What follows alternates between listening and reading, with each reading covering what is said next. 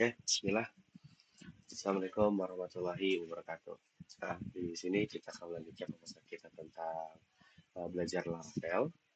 Nah, di sini pada kesempatan kali ini kita akan menggunakan cara yang berbeda ya. Jadi sebelumnya saya memang benar-benar coding dari awal, tapi seperti kali ini saya akan menggunakan cara yang berbeda. Yaitu saya akan menjelaskan menggunakan metode review dan penjelasan secara langsung. Oke, jadi eh, di episode kali ini kita bakalan ngebahas yang namanya model gitu.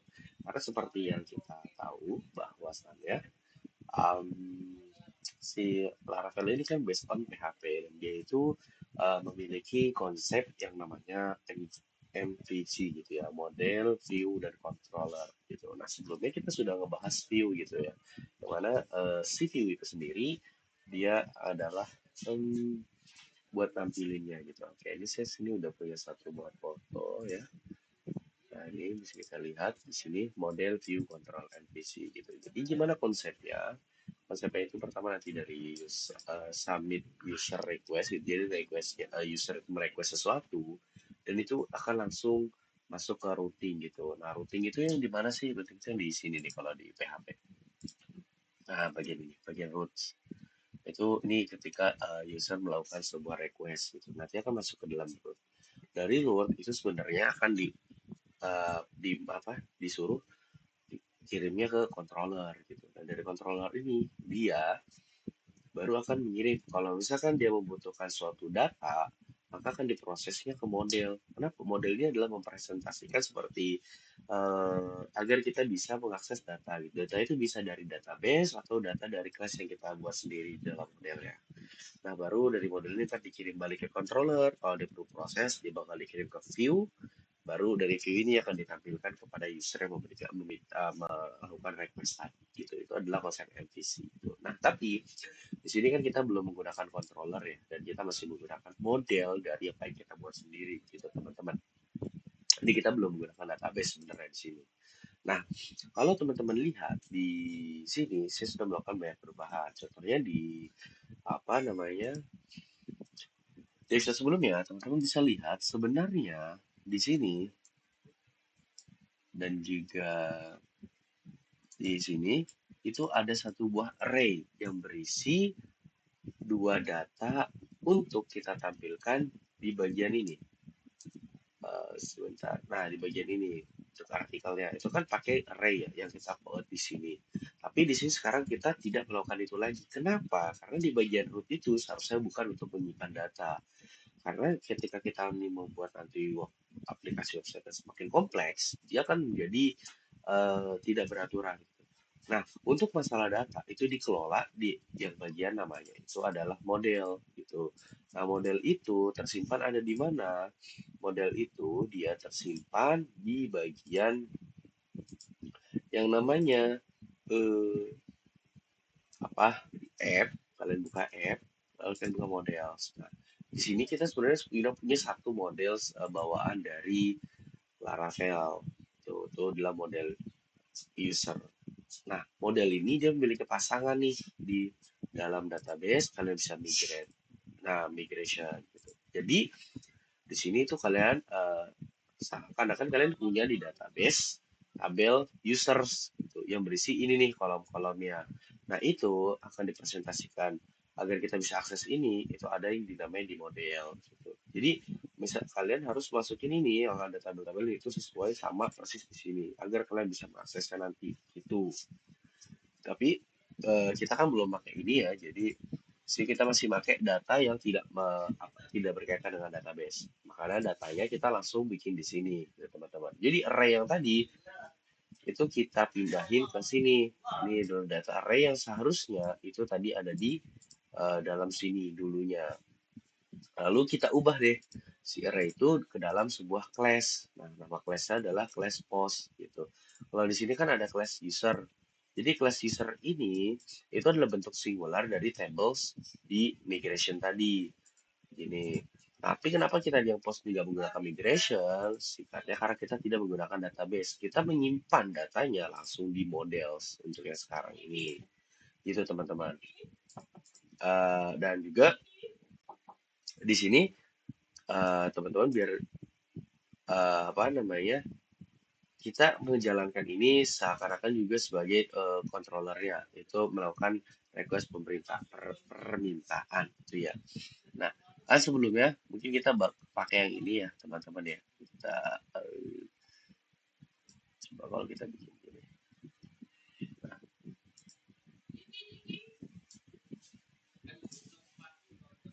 Nah, sebelumnya kan kita pakai ini return callback yang ini. Nah, itu kita taruhnya di bagian bawah sini nih. Atau sebelum sana, sebelum sana.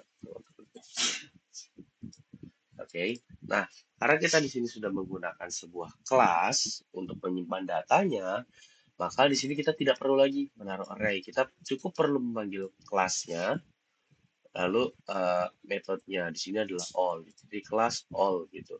Kita langsung juga di sini juga kelas all. Jadi tidak tidak kita di sini menggunakan kelas all gitu ya.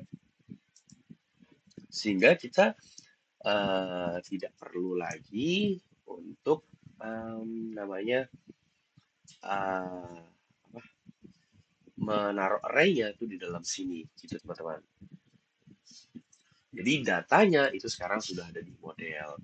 Nah, setelah itu kita kan perlu nih membuat apa namanya seperti bagaimana cara kerjanya. Biasa itu dikerjakan oleh si sebenarnya controller. Nah, di sini kita belum memakainya gitu ya.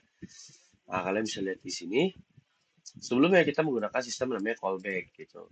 Jadi return array seperti ini. Nah, di Laravel 8 itu ada satu sistem yang namanya itu raw function gitu. Nah, ini sudah kita hapus saja, nggak perlu sih. Ya, raw function. Nah, raw function ini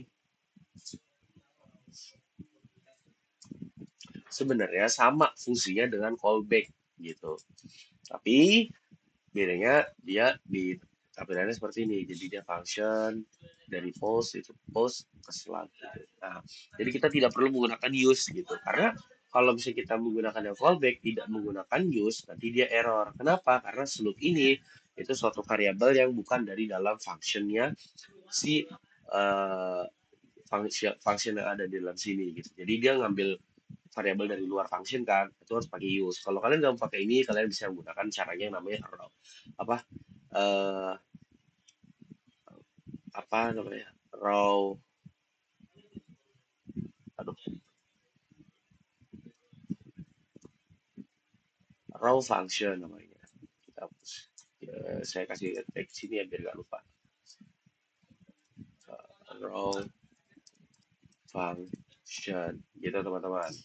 Nah, jadi yang tadinya itu kita melakukan semuanya di dalam root, menyimpan data dan menjalankannya, itu kita nggak perlu lagi. Nah, di sini kita punya dua class. Kalau class post yang class post yang function metodenya all itu untuk menyimpan datanya dan kita bisa ngeload datanya di sini langsung. Nah, kalau buat ngejalaninnya itu kita nyimpannya di public static function find gitu. Jadi sama dia di dalam satu class post juga. Nanti kalau misalnya memanggil ini nih post all, kalau kita di sini dia kan mau ngambil datanya ya data array-nya kan dia pakai post all. Tapi kalau misalnya kita mau ngejalanin yang ini ngejalanin function itu kita nggak pakai kelas post all, jadi kita pakai kelas post find slug gitu, sesuai dengan yang ini find slug gitu. Nah, di sini saya punya sebuah catatan di AI yang udah saya cari. Jadi class post itu dia sebuah ya class lah ya, bisa berisi data atau function gitu. Nah, public static function. Jadi apa namanya? All ini kan sebuah metode gitu. Jadi ada banyak, ada all, find dan yang lainnya. Nah, static apa fungsinya? Kita habis public itu kita kasih static itu agar fungsi ini panggil langsung dari class gitu. Jadi kalau kita tuh bisa makainya ini post all gitu. Jadi kalau kalian lihat di sini, kenapa kita langsung di root itu kita panggil post all bisa, terus ini post fun slug bisa, itu karena kita di sininya itu sudah menggunakan static, itu teman-teman. Nah, di sini itu sebenarnya ada dua cara, teman-teman bisa nulisnya gini, post, gitu. gitu. Tapi kenapa kita nggak nulis post? Karena ini di dalam satu class dan itu di dalam satu file gitu. Di sama-sama di model. Jadi kita nggak perlu kita tulis saja static gitu teman-teman. Kenapa kita tulis static? Karena di sini ada static gitu. Oke. Nah, terus di sini sama aja, nggak ada perubahan sebenarnya. Jadi kita kalau di tampilannya kita nggak ada perubahan, cuma yang membedakan adalah kita di sini tidak menyimpan dan menjalankan yang suatu yang kita anggap bisa dibilang controller itu di dalam root. Kita semuanya dibebankan ke dalam model gitu teman-teman. Nah, terus eh, di sini jadi udah lebih rapi ya gitu. Di sini kita udah jadi data itu kita nggak nyimpan di sini dan kita tidak perlu menulis berulang kali array-nya gitu. Karena kita sudah menyimpan datanya ada di models dan seandainya kita sewaktu-waktu perlu, kita hanya perlu memanggil class-nya gitu teman-teman. Itu dia sekarang. Walaupun ini sebenarnya belum terlalu sempurna ya gitu. Nah, eh, kenapa kita bisa melakukan ini? Karena kita memanfaatkan yang namanya sistem auto eh, auto loading gitu ya dari Laravel. Ini kalau teman-teman buka ke bagian vendor di sini ya, lalu kalian ke Composer JSON, itu ada yang namanya auto load. Nah, ini adalah satu fitur bawaan yang apa namanya? Bahwa dia tuh bisa langsung apa ya? Jadi bisa langsung ngebaca lah semua file. Jadi sebenarnya pas kalian itu langsung masukin ke sini apa namanya ke dalam model itu dia langsung kebaca. Tapi kalian harus ini yang perlu diperhatikan namespace. Namespace ini adalah agar si file itu dia itu spesifik gitu. Jadi seandainya nanti ada class sama itu tidak akan bertabrakan gitu teman-teman. Jadi di sini makanya setiap apa yang kita lakukan perubahan di apa namanya di dalam folder app itu dia pasti langsung kebaca gitu karena dia udah ada fitur auto load-nya gitu. Tapi ini perlu ditambahkan namanya namespace. Itu biar apa? Biar nanti kita kalau ada kelas yang sama dia tidak tabrakan gitu teman-teman. Nah, setelah itu biasanya kalau misalnya error itu kan tampilan seperti ini saya mau uh, kalau misalnya kita udah masukin post kan kalau misalnya berhasil kan gini. Nah, coba bayangkan kalau misalkan dia error, misalnya 3. Dia akan nampilkan seperti ini. Nah, kita nggak mau kan, kalau misalnya eh, user itu pas make error tampilan seperti ini. Biasanya kan kalau error tampilan not found 404 misalnya gitu. Nah, kalau kita mau menggunakan itu, caranya ada gitu. Kalian tinggal menggunakan fitur yang udah disediain ini sama Laravel gitu. Jadi kalian bikin aja satu if statement ya. If misalkan jika postnya gagal atau error, maka kita jalankan ini yang namanya abort gitu. Nah, ini itu adalah satu fitur yang sudah datang sudah disediakan oleh Laravel. Jadi kita tinggal abort terus masukin 404. Nah, di sini kalau misal dia error, kan langsung masuk 404 not found gitu teman-teman. Jadi user itu kalau misalkan dia error itu akan tampilnya seperti itu. Jadi kalau berhasil tampilan seperti ini normal ya. Tapi kalau misalkan dia error gitu, tampilan not found, bukan lagi tampilan Laravel seperti itu. Oke, itu adalah pembahasan kita di episode kali ini. Jadi intinya di sini kita memindahkan yang tadinya data itu kita ambil dari root langsung itu menjadi di model. Walaupun ini sebenarnya belum sempurna, masih banyak cacatnya, tapi setidaknya di sini kita sudah membebankan penyimpanan data itu di model sesuai dengan fungsi yang ada di MFC gitu ya, sesuai dengan konsep MFC yaitu model, view, dan controller. Oke, mungkin jadi saya mau nambah satu lagi ya untuk masalah di Yautolo tadi itu untuk namespace ini benar-benar penting banget. Karena apa? Karena nggak bisa Kalau misal ada yang sama dan kita nggak tambahin namespace, ada class sama yang kita nggak tambahin namespace, itu kan terjadi error tabrakan. Jadi ini jangan lupa ya untuk ditambahkan.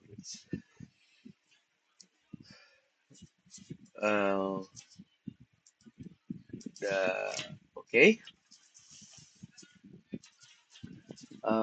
Mungkin di episode kali ini sekian aja, yaitu pembahasan tentang eh, fungsi model gitu di dalam Laravel, agar dia bisa nggak menyimpan datanya itu di model gitu ya, atau bisa kita bilang seperti di sini,